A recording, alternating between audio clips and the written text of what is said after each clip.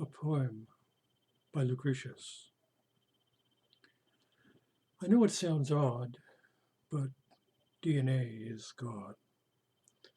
It is everywhere in us and around us, ubiquitous, but unseen, there, in every cell, in every living creature that has ever lived and that will ever live, ever.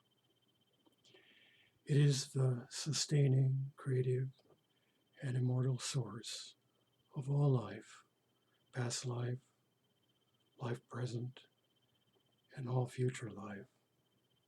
It created you, created me, and every living thing, all life forms, human and non-human.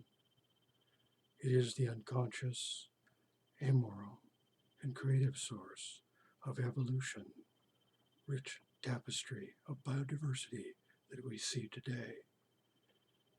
So how odd that God is DNA, Lucretius.